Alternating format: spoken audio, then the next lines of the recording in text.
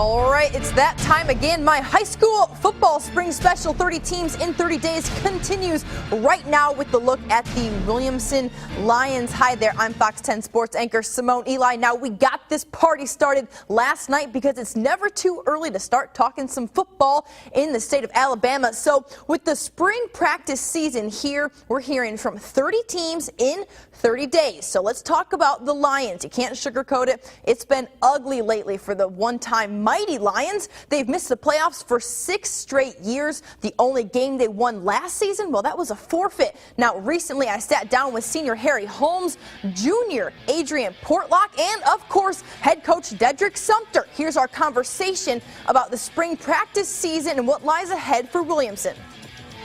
The spring season is here. How exciting is this time for you as a player? I really can't explain. It's the best time. It's really one of the hardest times because you got to put more work in than you really ever have. This is what we call grind time. Tell me about grind time. What do? You got these 10 practices. What pumps you up? You want to get back on the field and get the pads on, right? Yes. My best part of grind time is the tour days. We lift weights, and right after we go out on the field and train. Now, in the position that you're in, you must love to hit people. What's it like to get those pads back on and be, back on the field? I kind of rather be doing that right now, actually. To be honest, I have so much adrenaline when it just comes to hit people, and you can really release a lot of anger or anything. That's why I like playing defense. You can really express yourself through that position. What else do you look for on both sides of the ball during this spring season? Really on defense, really just to see it become more physical and also become better tacklers, because we were so young last year. That's why you hinted till we gave up so many points, but you lost 26 seniors the year before, so all those guys came in were very young.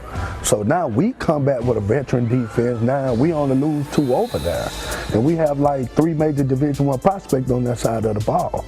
So offense is same as well. Like I said, we have Adrian back, who's a major prospect. We have Jeremy Hickenbottom, who's our 6'5" quarterback, Division I major prospect. So on both sides of the ball, I think that we're gonna surprise them. We're not gonna brag, but they're gonna be very surprised.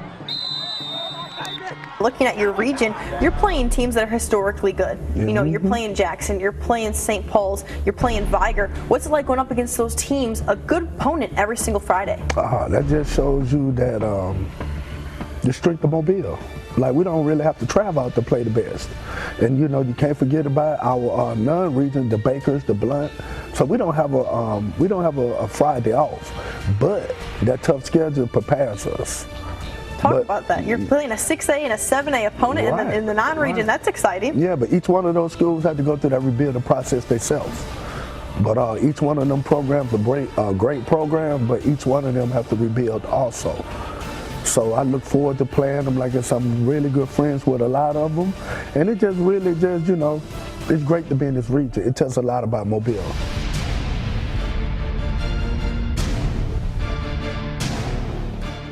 All right, Williamson fans, you might want to look away just for a second. It was not pretty last year. As you know, the Lions really didn't win a game. Their points per game and points allowed per game, UGLY. Now, that was not pretty.